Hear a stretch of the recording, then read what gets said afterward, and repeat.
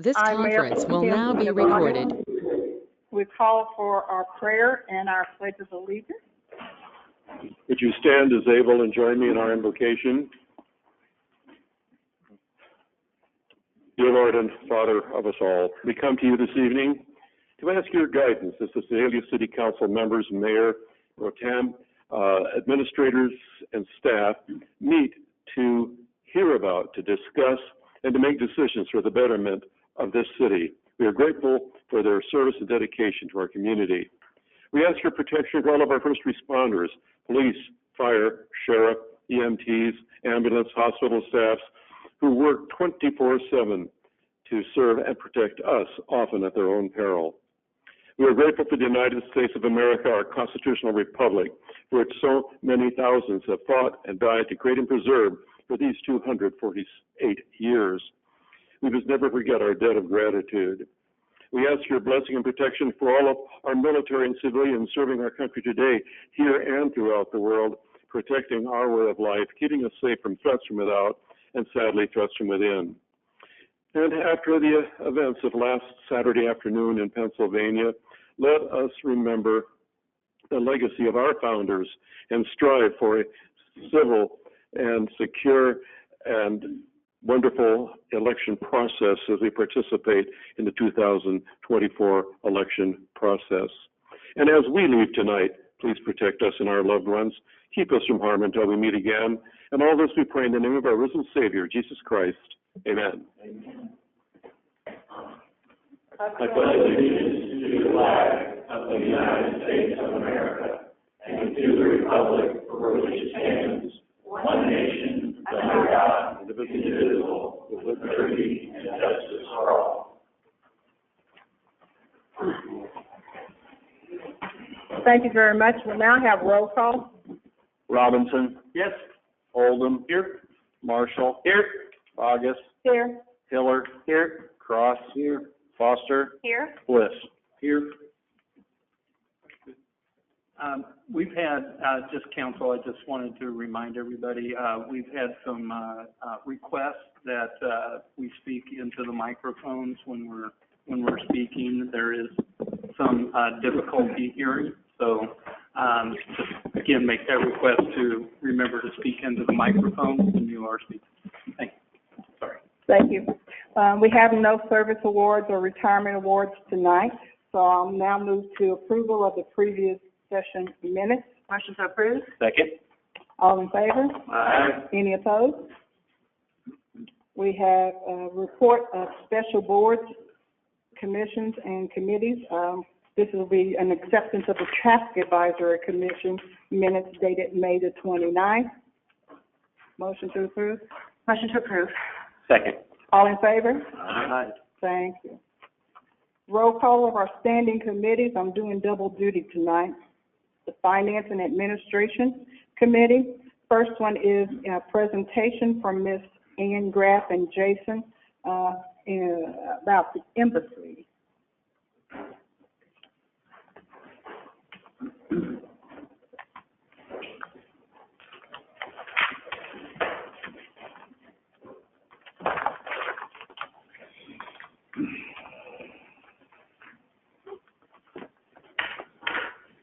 See if I can make this work here. Oh, it's already up there. There you go. Well, thank you for taking just a few minutes. We're not going to take a lot of your time, but we're going to want to make a little bit of presentation to you tonight about the embassy and who we are, and then we do have a request of the City Council. So before I get started, I'm Ann Graff, and I am the president of the Embassy Board. And I have with me tonight Jason McLean, who is the executive director at the embassy, and Brandon Stoner, who is the house manager at the embassy. We also have two of our board members here, David Miller and Mike Cook, and we have, I think, four other board members that couldn't make it tonight. But so just get started with the presentation. I did give you all a packet that has a lot of information in it about the embassy, and you can read that at your leisure. But just to get started, the embassy is a non-denominational, faith-based residential restoration organization for men. We've been around for about 16 years, I believe. We welcome people and men actually who are held captive in a life of brokenness, deception, manipulation, and especially those who have substance use disorders and who seek a new productive life. Our program is designed for those who recognize that they have a detrimental life-controlling problems and they desire to make a change in their lives through surrendering it through a personal relationship with Jesus Christ. Our mission is to minister to men, especially those with substance use disorders, by equipping, restoring, and empowering, and to commission them to be the men that Christ formed them to be.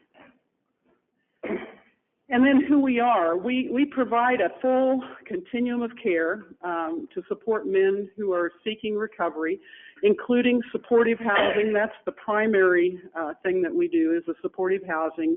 But we also provide peer support services, counseling, community navigators, case management, and connections to community-based services.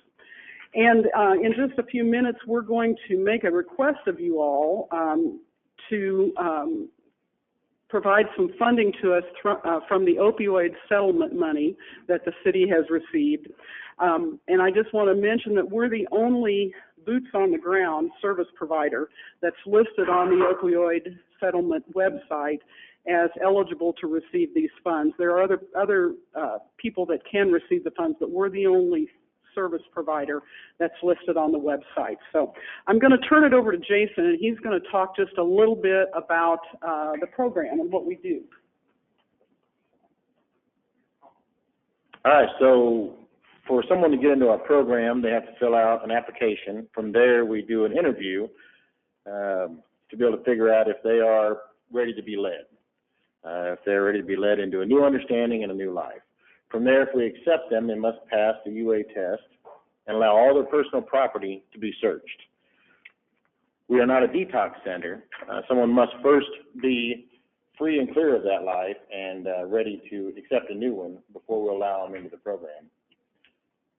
After they pass that, they go into what we call a bonding phase. The participant must sacrifice their phones and all electronic equipment. They cannot leave the facility without an approved chaperone for the first 21 days. They must perform 60 hours of community service and complete assigned a curriculum. Outside communication is extremely limited during this time, allowing them to break off some of the old connections they had before they came into the program. This also allows them then to reassess those relationships as they move forward as to whether they're toxic or not. Sometimes you can't see because you're down in it. We introduce them to a new healthy network of friends and mentors, the A-team for their success. The first 3 months they reside at our intake house while sharing a room. This is for accountability and for humility. After completing the requirements, the participant must move then to the honor house with more freedoms and their own room. The graduation ceremony is in 6 months of a successful completion of the program. And there is then also an alumni group to remain connected and accountable. We also hold a weekly church service with a meal, Bible study, and a message that is open to anyone and everyone. Local churches and caring individuals from the community attend and participate in this. This also allows them to stay connected to a healthy group that understands them and that they can understand. I don't know if y'all ever heard of the concept of Rat Park. That is a TED Talk that discusses that the opposite of addiction is connection. So it's whoever you're connected to tends to guide where you're going and what you're a part of. So in connecting them to new healthy relationships, connects them to a new healthy lifestyle.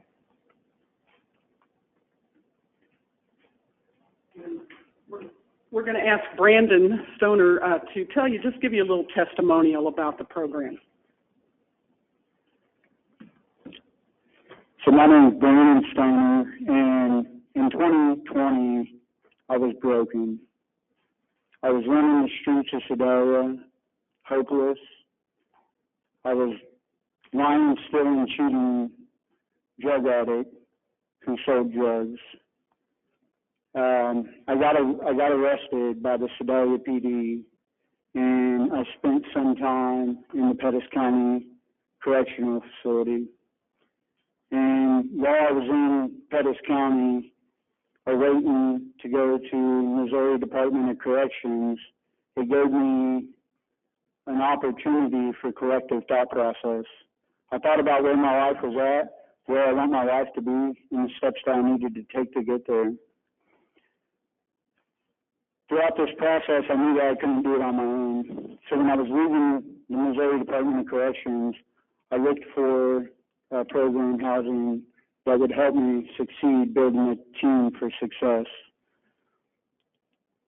When I joined the embassy, I just thought of it as a program, but I realized it wasn't a program I was stepping into. It was a lifestyle that I was stepping into. And in this new lifestyle, I built relationships within my community, within my employer, and within my family that I never thought I had. I'm proud to say now that I've held my job for more than 2.5 years at Gardner Denver.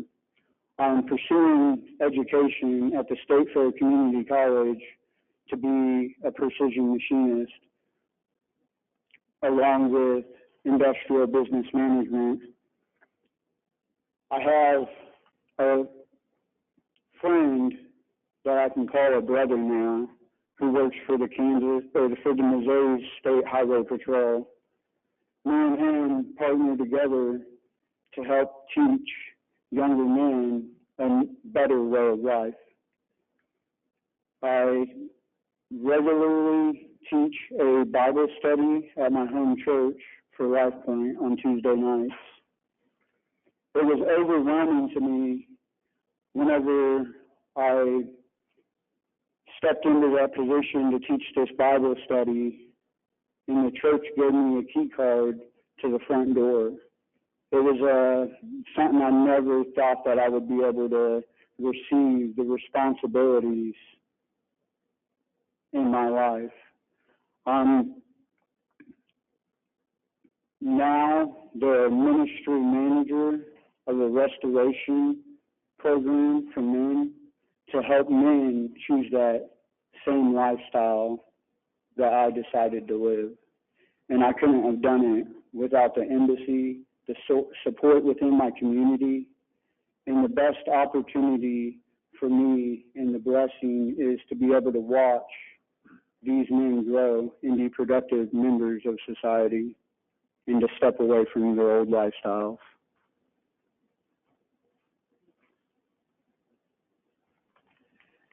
So we have a vision. Right now we have 2 facilities in Sedalia, one at 322 West 7th and one at 602 South Montauk.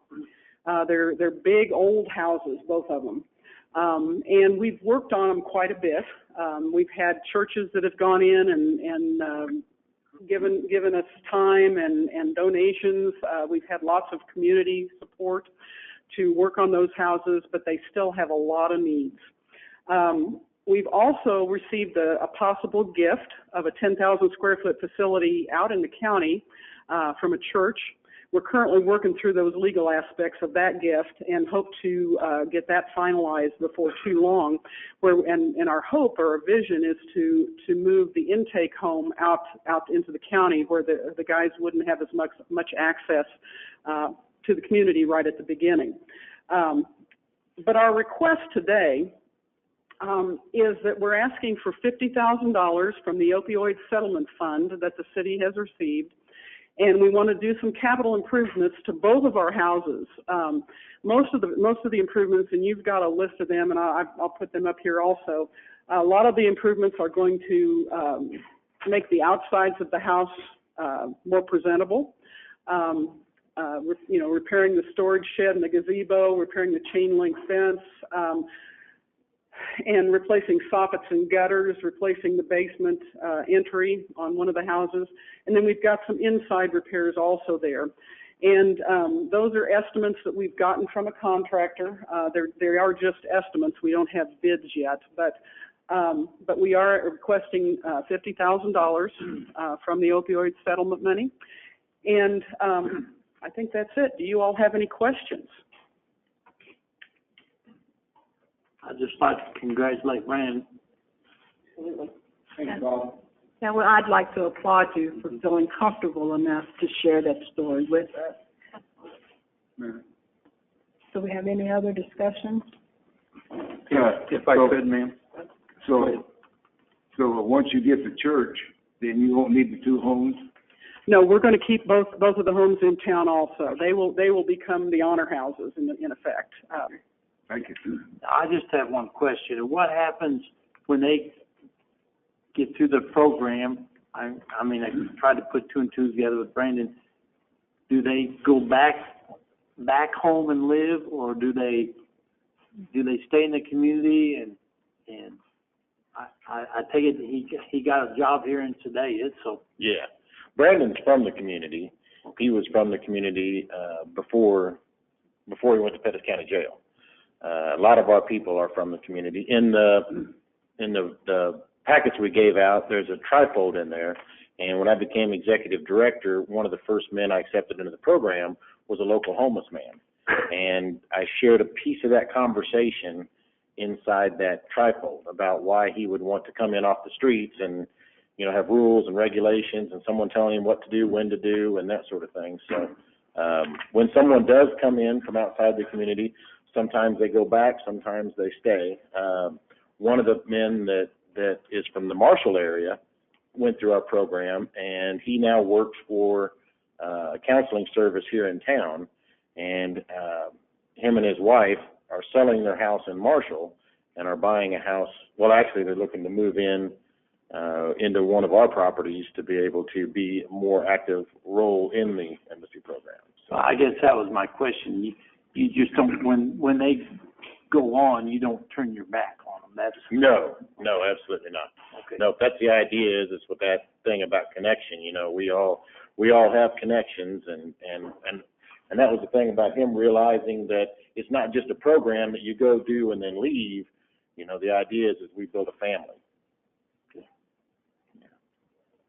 Just on the money side, just to as Ann had mentioned that that this is one of the uses of these restricted funds, and there are it is pretty limited what we can use these opioid settlement funds for, and by state statute as well as by the agreement from the judges that have handed down the rulings.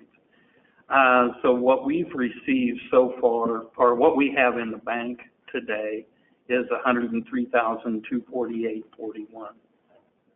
Of that, the council has committed to Bothwell Regional Health Center for a program that tracks opioids and what's been prescribed, and it raises flags on both prescriptions and as well as if there's any irregularities into what's been prescribed versus what's been handed out, those kinds of things. So it helps track all of that to keep that from being abused at that level.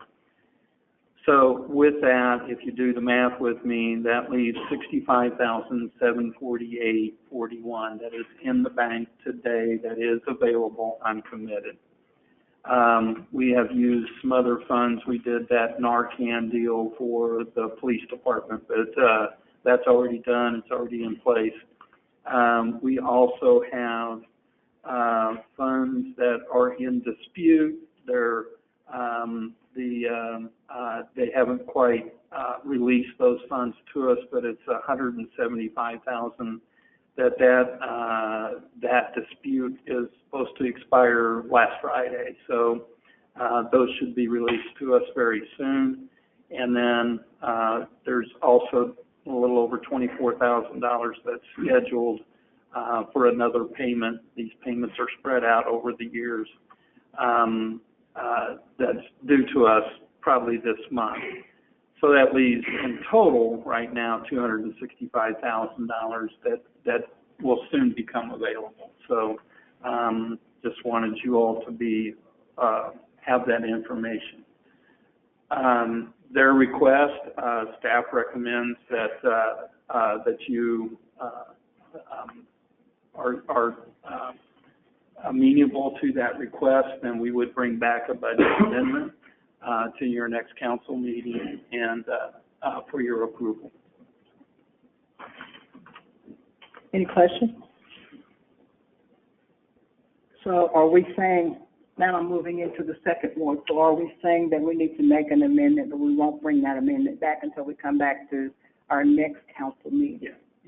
If council so desires to dedicate these funds, then you would direct staff today to bring back an amendment tomorrow, or next meeting. We need a motion?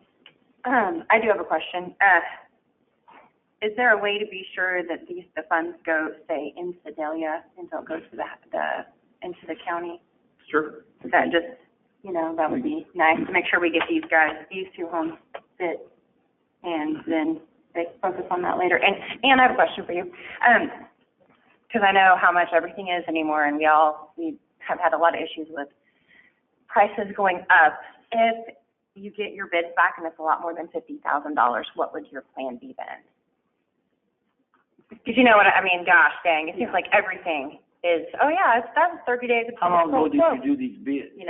Last week. Just last week, okay, that's good. And again, they weren't bids, right? They were just kind of estimates, but, we would have to obviously amend, either reduce what we're gonna do, or come back and ask for more money, maybe. Were they pretty confident in or were they pretty loose on the? I'm sorry, what? Were they pretty confident in, since they were an actual bid? Mhm. Yeah, okay, I just want to be sure, how we run into a lot of things that we go to purchase, and then, that was 30 days ago, and it's gone up. Yeah. My understanding also is that these opioid funds will continue to come to the city for the next, 18 to 20 years, something like that. So there's going to be, more of these funds available, but. Anyway. Perfect, thank you. Well, do you think it'd be possible to get those bids in a timely fashion to where we could allocate an appropriate number to that, or do we just want to stick with $50,000? Well, what I would recommend is we do a budget, Mm-hmm. and then they would actually submit the invoices when they got it done up to the $50,000.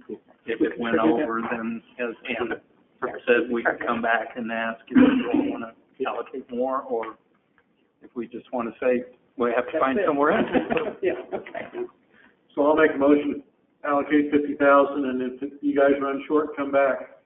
I'll second that. And we'll, Second. So the motion's been made and seconded that we allocate the 50,000 for the embassy improvements.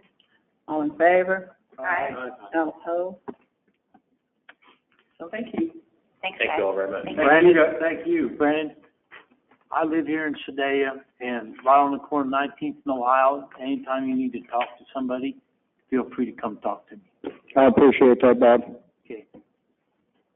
Thank you. Our next item for finance and administration is for our financial update with Ms. Jessica.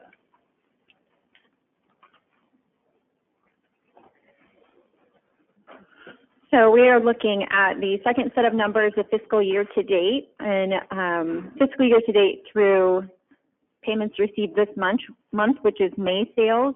Net sales and use tax is up fiscal year to date of over $475,000, or 7.9% over the prior fiscal year. And we budgeted for a 4% increase, so we are to the positive of over $230,000 compared to budget.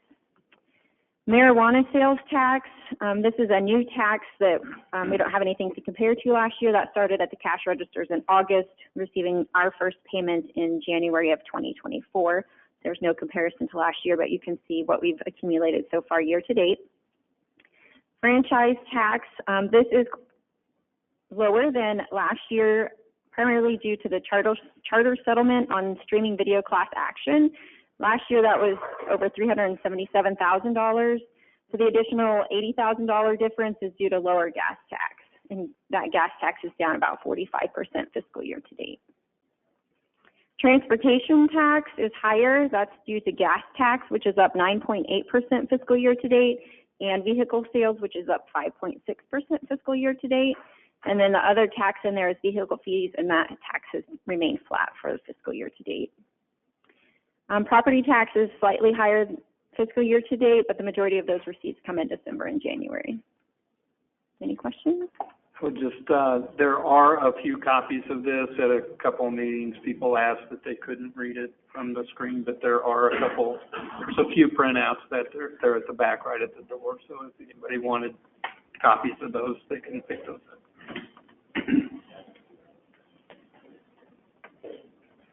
Thank you. Thank you, Jessica. Our third and final is, excuse me, an open container waiver. It's an ordinance. So we need to call for the ordinance. Bill number 2024-127, an ordinance waiving open container laws and imposing other conditions relating to the Open Door Local Tap Oktoberfest Beer Garden and Food Fundraiser event. Second reading? Second. So we have a motion and a second to approve the first reading. Will we call for the second reading? You need a voice. All in favor? All in favor, I'm sorry. Aye. All opposed? Okay. Bill number 2024-127, an ordinance waiving open container laws and imposing other conditions relating to the Open Door Local Tap Oktoberfest Beer Garden and Food Fundraiser event. Final passage? Second. Roll call? Yes, discussion. Is there any discussion? We have no discussion. Call for discussion. Any discussion? Roll call. Bogus, Yes. Hiller, Yes. Cross, Yes. Yes. Foster, Bliss, Yes. Robinson, Yes. Oldham, Yes. Marshall. Yes. All in favor. Thank you. And that finishes up our finance and administration. So now we go to community development. We have no report tonight. Thank you. Public works. Okay, I got 6 items tonight. The first item, got a couple of resolutions and an ordinance, a budget amendment and grant application for the airport runway improvements. Over the last several years, the city has been successful in utilizing grant funds to maintain and add improvements to the airport. The federal program allows for an ongoing allocation to the city of part of the funding pool, and then we can apply for additional funds through a competitive process.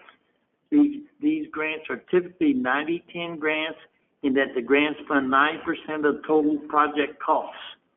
Director Dodson has worked with our consulting engineers to identify specific projects from the overall master plan that we believe would be looked upon favorably by the granting agency. The north 500 feet of the runway, along with the parallel taxiway, needs rehabilitation. The total project is estimated at $580,000, and we believe $188,000 of this could be accomplished this year. If the grant is awarded, therefore, staff recommends authorization to apply for the grant and anticipate award a budget amendment for the net matching fund of $18,800 for this fiscal year. The first resolution is called for resolution authorizing the Sadaya Airport to submit a grant application for rehabilitation of runway 18-36.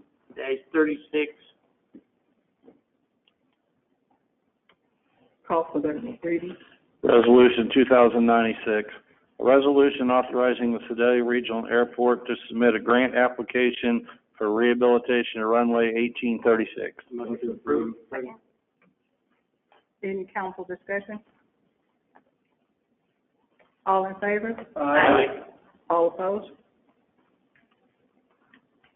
The second resolution is called for a resolution by the City Council of the City of Sedalia stating facts and reasons for the necessity to amend and increase the city annual budget for the fiscal year 2025. Call for the reading of the resolution. Resolution 2097, a resolution of the City Council of the City of Sedalia, Missouri, stating facts and reasons for the necessity to amend and increase the city's annual budget for fiscal year 2025. Motion to approve. Second. Any council discussion? All in favor? Aye. All opposed? We now call for the reading of the ordinance. Bill number 2024-128, an ordinance amending the budget for the fiscal year 2024-2025 regarding airport land improvements. Second reading? Second. Any discussion? Should, the ordinance, should we wait until we actually have the grant money, or can we enact this already? You can, I mean, you can do either way. I mean, if you adopt the ordinance now, if we do get the grant, then you can, then we can just move forward. But we would do a grant agreement as well, so. Okay. You can do it now or later. Okay, just checking. It's contingent on us getting the grant. Okay, so we'll call for a second on that. Bill number 2024-128, an ordinance amending the budget for the fiscal year 2024-2025 regarding airport land improvements. Final passage? Second. Jason, did we ever have a vote on the second reading? Yes, there was. Okay. Um, So we'll call for a discussion again. Any discussion on it? All in favor? Aye. We need a roll call. Need a roll We call. have to have one all in favor again, too. Roll call. Roll call. Hiller, Yes. Cross, Yes. Foster, Yes. Bliss, Yes. Robinson, Yes. Oldham, Yes. Marshall, Yes. Bogus. Yes. All in favor.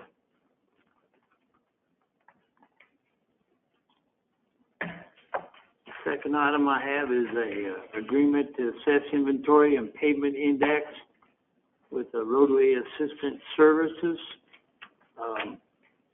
As presented in the strategic plan, we have identified a program and service commonly used by municipalities that will take and inventory the city's payment and provide an index on conditions of such assets. The vendor will come in, catalog all of our roadways, curbs, and sidewalks to build a model that facilitates the data-driven decisions on how best to maintain these assets while getting the most out of the dollars available for this infrastructure. This will allow for more concise strategy for how to allocate our funds to provide the best results, along with developing and communicating longer-range planning rather than by year reactions to fix the worst problems as the funding is available that particular year. The program and model, once built, can be kept updated to provide an oncoming tool. So I get we need an ordinance on that. We'll call for the reading of the ordinance, please. Bill number 2024-129, an ordinance authorizing an agreement for roadway asset inventory and pavement index services. Second Second reading. reading? Second? Any discussion? Yeah, I need to add that this came in under budget, $185,000 allocated for it, and the item is going to cost $179,550. So it is under budget. I have a question. Is this the only bid that we got on this? It was through a contract, right, or through what is it, the Houston, whatever contract? Through a cooperative purchasing. So HGAC is a cooperative agreement that we have, that we're part of with the city. So it wasn't put out to bid.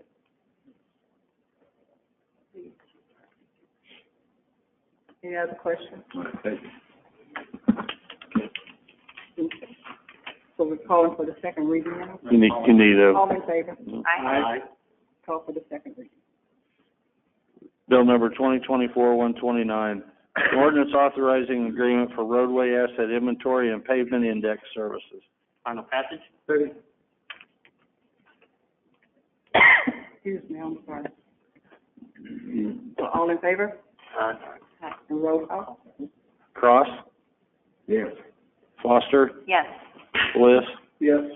Robinson, Yes. Oldham, Yes. Marshall, Yes. Bogus, Yes. Hiller. Yes. All in favor? My third item is a scope of work, design engineering for the Katy Depot Liberty Park Connect project, Wilson and Company. As discussed during the budget process, we have a success in obtaining a grant to extend the connection of the Katy Trail from the Katy Depot to the Liberty Park. Staff has worked on with our on-call engineering firm for projects like this to develop a scope of work for the detailed design of this project. Wilson and Company has proposed a scope and related fee of $194,715.15 for these design services. Staff recommends adding this scope of work to the base agreement. I think that was a $300,000 grant, if I remember right. I want to say it's $500,000, isn't it? Maybe 500,000. Okay. So, We'll call for the reading. Bill number 2024-130, an ordinance authorizing a scope of work for design, plans, and specifications for sidewalk construction for the Katy Depot Liberty Park Connect project. Second reading? Second. Any discussion? Kelvin, this was largely funded by grants, right? Yeah, it's a CAP grant. Tax, that's what I thought. Yeah, and I Was think it it's an 80-20 grant. Oh, It's a 50-50. Okay. Thank you. Okay, so, all in favor? 80-20? Yeah. Thank you, Chris. All in favor? Aye. All in favor? I didn't know if he was still talking or not. All in favor? Aye. Okay, call for the second reading. Bill number 2024-130, an ordinance authorizing a scope of work for design, plans, and specifications for sidewalk construction for the Katy Depot Liberty Park Connect project. Final passage. second. Any discussion? All in favor? Aye. Roll call, please. Foster, Yes. Bliss, Yes. Robinson, Yes. Oldham, Yes. Marshall, Yes. August, Yes. Hiller, Yes. Cross. Yes. All in favor? Next item is a quote for our camera and cutter truck, Utilities Department. We have a lady here that can talk about this truck, but, huh? Oh, come on in. I have a point of information that we would like to call Justin up front. You want William? William. William? Yes, William, William. Okay, come on up. sorry. No, William, get up here. That's weird, okay. You explain to these people what this truck does, like you did to us in our meeting. Yeah, what this truck does is it has a camera on it, and the camera is equipped with a cutter that can cut out roots and bad spots in the pipe as it goes. With the old clay tile pipes, a lot of times they shift over the years and there's transitions in them. It can cut and clean the transition up, and then it also is equipped with a piece of equipment to put a patch on the inside of the pipe. And how would we fix that before this truck? We'd have to dig it up. Dig up what? Dig up the whole line. Uh-huh. And when we were demoing it, there was a spot that had roots around a tap that was pretty severe. They were able to go in under two people's fences, under a shed, several hundred feet back in an easement, and clean all the roots out in a matter of about 45 minutes without disturbing any of the people's yards or fences or So you would have to move a buildings shed, or- yeah. get in there to fix that Correct. eventually? Correct. So Awesome. it'll save a lot of money over time. It's a piece that we'd like to bring in-house to be able to do some of the work ourselves that we would traditionally have contracted out. Right now, are we bringing in outsider companies to do some of this work right now? Correct, yeah. And some so of it the would save us controls on that money as well. and possibly save some money down the road from incidents where people are getting backups in their homes by being able to be proactive with root control. So, are we planning on buying this piece of equipment? Yes. Yeah, that's, what I thought was interesting is he told a story about one of our customers had some sewer lines put in, and when the plumber drilled a hole to add it to the sewer line, they just stuck the PCV pipe down in it. It was way past center of the sewer line, and all the stuff, when it come through there, it was catching it, clogging up. Well, this cutter went down through there and cut that PCV pipe off. And then with the jet spray of this truck, it moved on down and ended up at at the sewer plant. So I think, I can see where this is gonna save a lot of money, a lot of work, and we'll be able to take care of our citizens a little better. Thank you. Thank you. Thanks, William. Thank you. So we call for the reading of the ordinance. Bill number 2024-131, an ordinance approving and accepting a quote for the purchase of a camera and cutter vehicle for the Utilities Department. Second reading. Second? Any discussion? All in favor? Aye. Call for the second reading. Bill number 2024-131, an ordinance approving and accepting a quote for the purchase of a camera and cutter vehicle for the Utilities Department. Final passage. Second? Any discussion? All in favor? Roll call, please. Bliss, Yes. Robinson, Yes. Oldham, Yes. Marshall, Yes. August, Yes. Hiller. Yes. Cross, Yes. Foster. Yes. All in favor. Fifth item is amend the license agreement with Nucor an additional 90 days.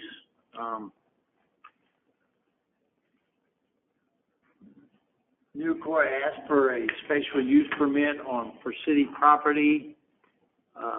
We gave them that 90-day permit, and they're not done with adding to their spur, and they have filed for the permits and stuff, but they have not received their permits yet, so we're just gonna extend for 90 days what they're doing up there. Yeah, they're actually not permits. They're, the rail spur was built under a Chapter 100 agreement, which is an incentive program where, the city actually shows as the owner of the property, and it's all done through a development agreement. And so we need to amend those Chapter 100 agreements. The attorneys are working on that, to provide an easement instead of a license agreement, and then amend the Chapter 100 agreements to where it shows those properties. So the Sid Douglas, which was from Gilmore and Bell, is the attorney that worked on the Chapter 100 for us at the first place. He's working on those agreements along with Joe, is helping with the easements and those kinds of things. So we need a resolution for that. So we call for the reading of the resolution. Resolution 2098, a resolution of the City Council of the City of Sedalia, Missouri, granting Nucor a license extension to perform grading in anticipation of a rail spur expansion. Motion to approve. Second. Any discussion? All in favor? Aye. Any opposed?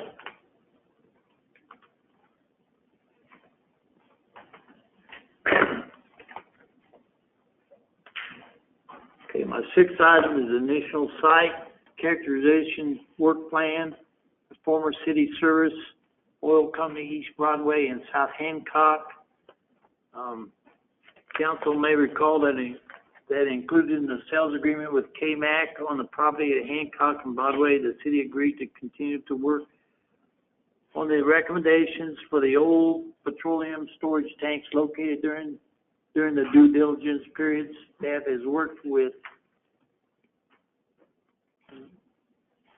Romental Engineering Firm to develop an initial site characterization,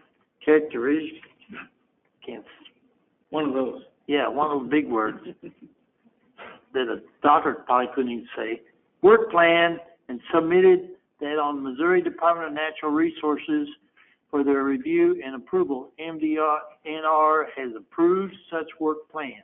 Staff recommends entering into the engagement with AP Engineering and Consulting to execute plan at the cost of $39,723.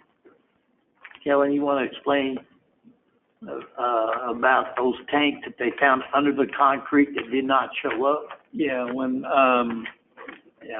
K-Mac, the company that we were working with on that purchase agreement, they came in as part of their due diligence in purchasing that land from us. They came in and did what they call LiDAR, which is, as I understand it, basically radar to seek underground to see what was there. They could not see through a concrete pad, so we went out, we sent our public works crew out, pulled up that concrete pad, and sure enough, underneath that concrete pad was two 500-gallon old fuel tanks that nobody really knew still existed or was there. The good news is that they were small enough that DNR does not regulate them so that we could get rid of them. But when they did testing of the soil around them, they found that the petroleum levels in the soil was a little higher than what DNR allows. So the environmental firm, so the KMAC reported that to us and said that they still wanted to do the deal. They said normally when they find environmental concerns, they walk away, but these were minor enough that they felt like they could go ahead and continue to do the deal. They asked for an amendment to the contract to where we would perform these services and get what they call a no further action letter with DNR. You all approved that amendment to the agreement, so now this is we pushed forward with that work plan.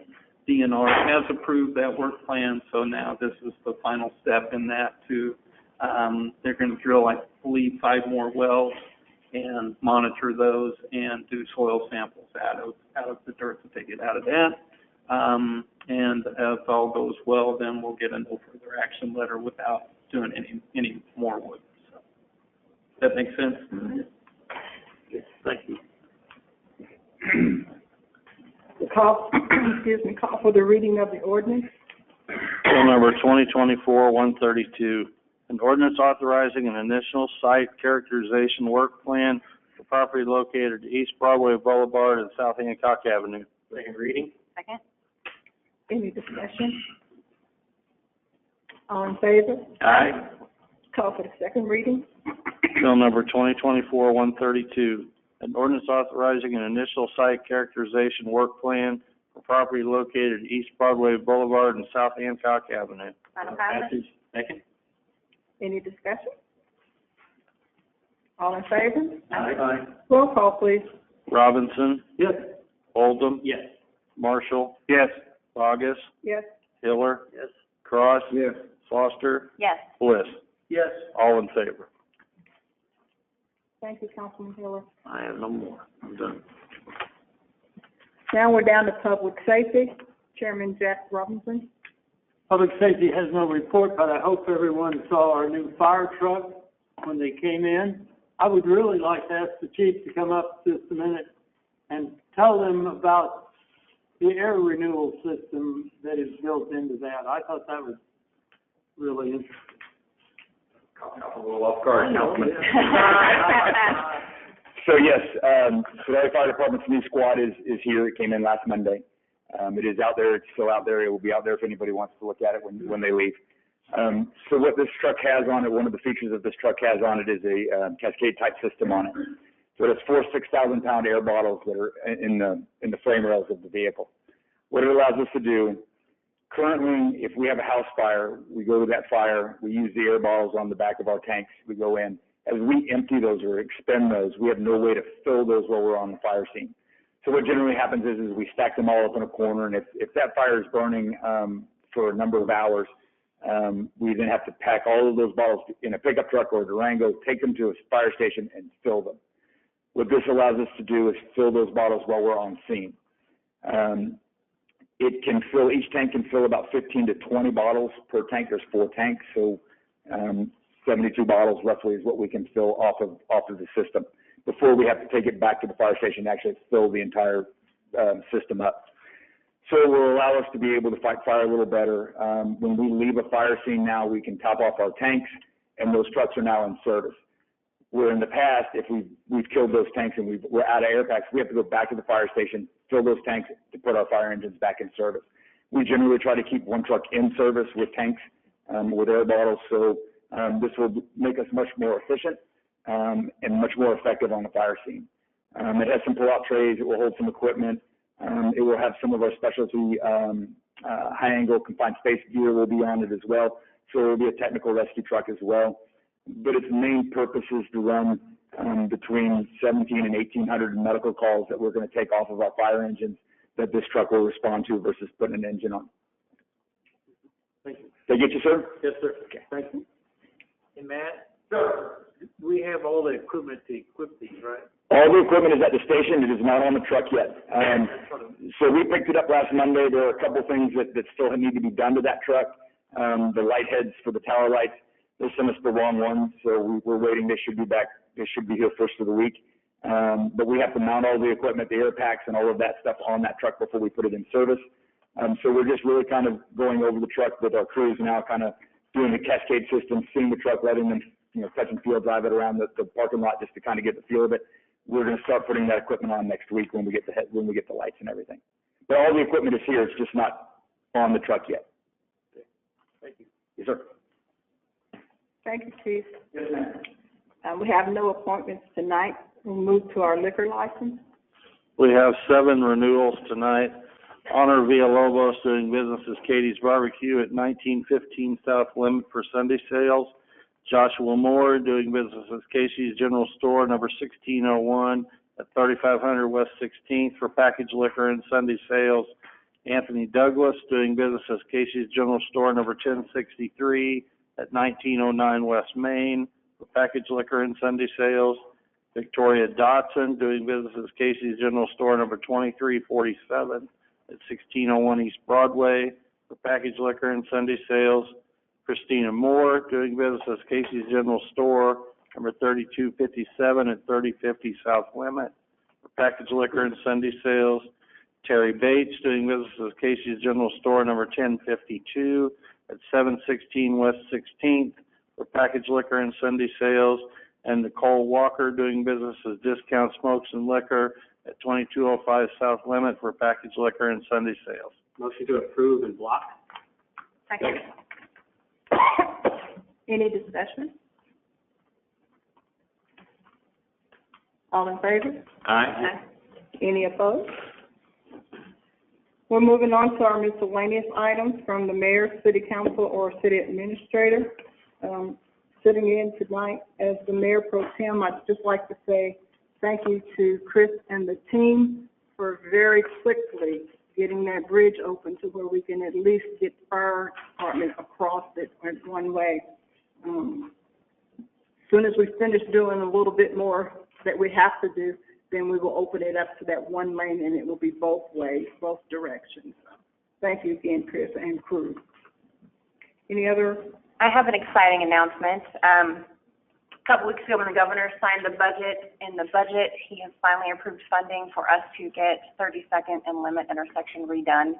I know I've been pushing for that since I was elected to council, and it's been a long time coming, and I am very excited. That's one of our biggest wreck intersections, and it has been needing it for a long time. And Steve and I, every time we go to the Capitol, we sit down with Brad and Sandy I don't know, we'll to talk discuss about it. that. So that's exciting news. That's So, our worst intersection, I think. so they're going to start working on that, which is awesome. Thank you. Anyone? Yeah, I would like to take this opportunity to congratulations to our fire department for leading the effort to bring our ISO rating down to a 2. Particularly Chief Irwin, under your leadership. Just a little bit about it. This is a huge accomplishment and a testament to the fine men and women that work to keep us safe. Only 7% of the fire departments are able to achieve this level or better, a 1 or a 2. It is very comforting to know they are so well trained and equipped and stand ready to run into a burning building to rescue me or my family if needed. Yet I also greatly appreciate how much time and effort they put into keeping fires from happening in the first place. The ISO rating is extremely nice to get the confirmation from an independent set of professionals of how well they are doing. So kudos, Chief, and to the whole team. Our asphalt crew has really been busy here lately. I noticed on Grand and on Kentucky, they have really done a nice job there, and I'm sure there's other places where we're going to do some more asphalt work. think they're starting on Ingram right now. Okay. Today, I think they started. Anyone else? Well, now we'll go into our good and welfare. And during the good and welfare section of our meeting agenda, we invite our residents of Sedalia to step forward and directly address their city council. Each participant is requested to clearly state their name and address and will have 3 minutes to present their statement. This session is specifically designed for residents to express their views or concerns. It is not intended for dialogue, debate, or question and answer interactions with the council. All statements made during this time will be formally recorded in the public record, and we urge participants to keep their remarks respectful and focus on matters relevant to our community. Your contributions are a vital part of our continuous efforts to enrich and improve Sedalia, and we thank you for adhering to the guidelines and helping us to maintain the decorum of this important process. So we now open up the floor for our good and welfare.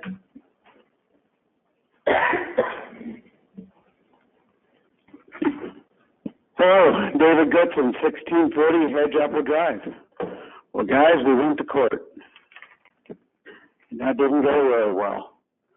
We, basically just some egos got in the way, and now we're going to talk after the fact. But the only loser in this deal was the citizens of Pettis County. Tens of thousands, maybe 100,000. We know what the county spent. The city hasn't, I don't think, released that number to us yet, but we know what they spent on this lawsuit. And at the end of the day, all we're going to do is inspect the jail that I'm sure Sheriff Andrews has a good evacuation plan for. And in the name of public safety, looks to me like we put inmates' safety above our everyday citizens' safety. We could have fixed fire hydrants. We could have added some. Could have maybe went towards Chief Irwin's third station we need. We could have also used that money in other places, like to fix the almost 1,000 911 addresses that are mislabeled that Chief Irwin could go to the wrong address with. Guys, again, I think Mr. Shaw and Mayor Dawson were two that led everybody down this. And it's got to stop. I can tell you, we can tell you. Eventually, Jack, you ran a business. Steve, you ran a business. I think everybody knows if you had a man you're paying $180,000+ a year to run your business and you consistently see bad decisions, you make a decision to fix that. I don't think we should be handling taxpayers' money any different than we handle our own money. And with that, I'd like for you guys to really think about what we're doing. And hopefully Monday you guys will behave like adults and work this thing out with the county and squish it on behalf of everybody. Sedalia residents, Pettis County, we're all part of Pettis County. And stop spending money on this stuff. I would like to commend the council. I think you guys made a great decision on the bridge. And thank you to Mr. Davis for getting that open. I think we desperately needed that, and we're going to get that traffic back moving, and I appreciate that from the north side of Sedalia. So thank you guys for that decision and your work you're putting in. But I think you need to take a hard look at where we're heading and where we've been. Thank you. Thank you, Mr. Goodson. Anyone else?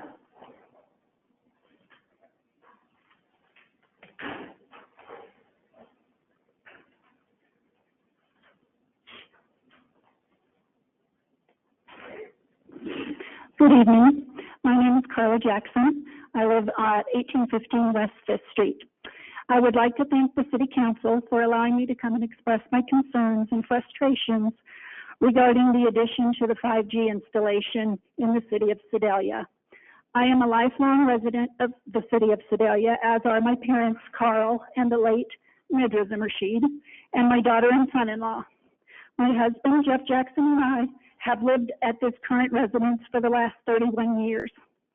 Recently, as you are aware, our city has been inundated with various out-of-town companies coming in to install 5G to our city. I currently have 3 boxes in my yard, with the last one being placed smack dab in the middle of my front yard. We did have 4 boxes, but as I was checking the yard today, it appears as if one of the boxes has been removed, but there is tubing sticking up next to the utility pole, so something, either a box or a tower, is yet to go in. I would like to repeat that. I currently have 3 boxes in my yard, okay? And I have been informed that there's going to be at least 2 more companies coming in and possibly more. I have spoken to the assistant to the mayor, Mr. Matt Wirch. I've also spoken to my councilman, Mr. Tom Olben, and Mr. Jack Robinson. All 3 men have been very courteous over the phone each time I visited with them, and they are trying to resolve this issue. But my fear is that the next company will be coming in before action is taken, and again, being told, I'm sorry, there's nothing we can do, the tubing has already been cut, et cetera, et cetera. Therefore, I'm here this evening to bring this matter to the entire city council in the hopes that action can be taken sooner rather than later. I'm not opposed to 5G, but I feel there has got to be some kind of solution with the city and federal level so that an unlimited number of boxes or towers cannot be placed in one single yard. This will hurt our property value as well as our resale value. We, the people of Sedalia, who live and pay taxes and maintain our yards, including the easement, have the right to have a say into what's happening to our yards.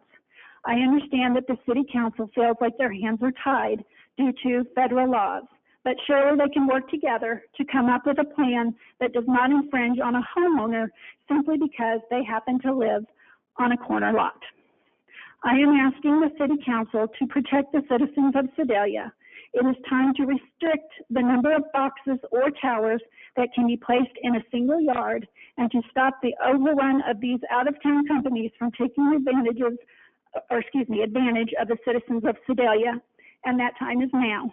As a lifelong resident of Sedalia, I am asking the city council to cap or limit the number of boxes and towers that can be placed in one yard, and I'm asking that to be done as soon as possible. Again, I thank you for your time and your consideration in this matter. Thank you, Ms. Jackson. Thank you. Anyone else?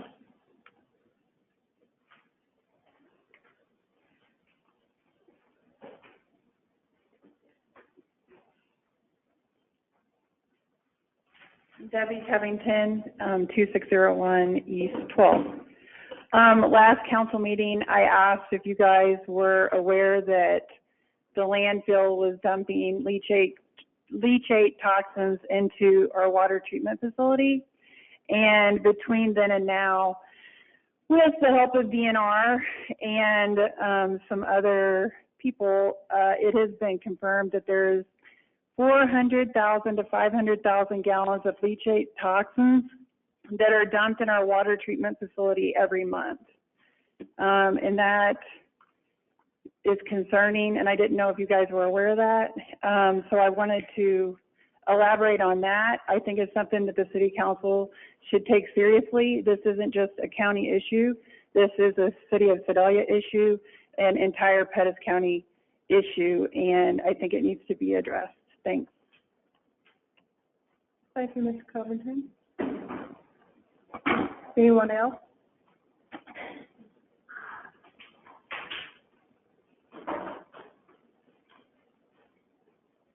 Michelle Swords, 300 South Ohio.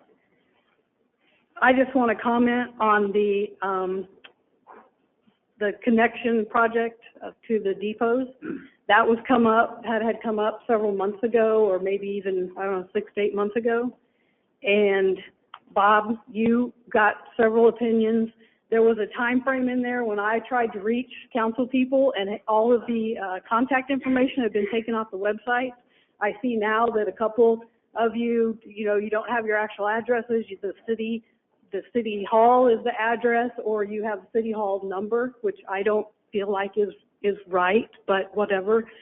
But now it comes up, and you have voted on it, and I'm disappointed that you haven't come along, because the people that are going to be affected, and Bob, you even expressed that you understood like where it's going to be in front of Sacred Heart.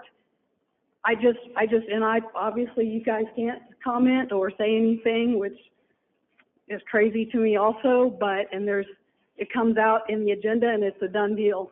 And so I just am disappointed that, you don't come to the people in your district and ask them before you do projects like this that it's going to affect directly. Thank you. Thank you, Ms. Ford. Anyone else?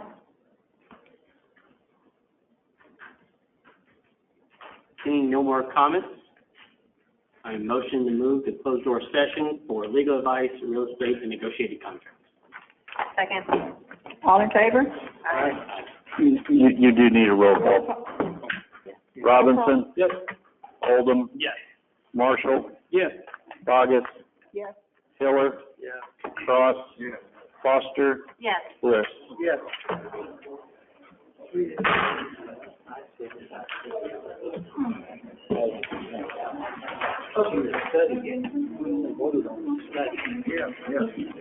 This conference will now be recorded.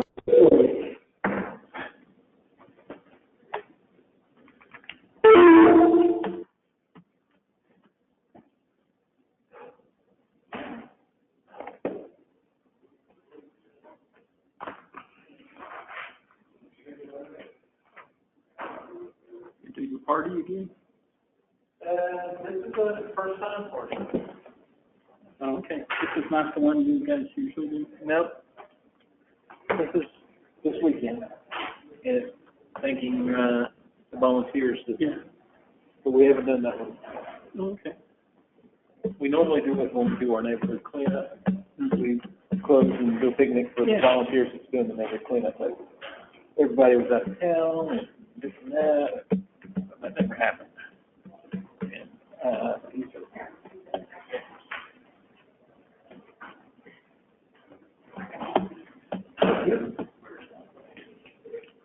Thank you.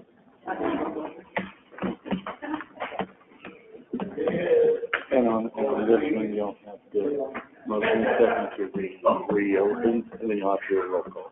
But not after very much, you'll have to do a roll call. Yeah, you'll have the motion second to reopen, and you'll have to do a roll call. Yeah. And then I'm gonna read that. On the tax fund? Yeah, unless they. Yeah, there was, basically,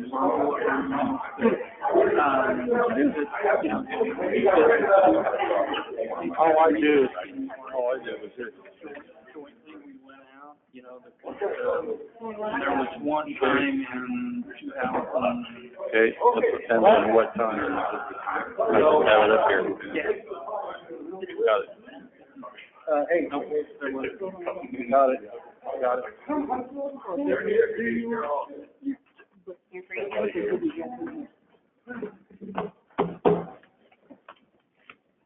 Motion to open session. Second. Roll call. Robinson? Sure. Oldham? Yes. Marshall? Yes. Bogus? Yes. Hiller? Yes. Cross? Yes. Foster? Yes. Bliss? Yes. We have one item to come back to open session. It's an ordinance approving a quit claim deed for the sale of property commonly known as 534 East 4th Street. Bill number 2024-133, an ordinance approving a quitclaim deed for the sale of property commonly known as 534 East 4th Street from the city of Sedalia, Missouri to the Jimmy Laurie Fairfax Senior Trust. Second reading. Second. All in favor? Aye. Bill number 2024-133, an ordinance approving a quitclaim deed for the sale of property commonly known as 534 East 4th Street from the city of Sedalia, Missouri to the Jimmy Laurie Fairfax Senior Trust. Final passage. Second. Roll call.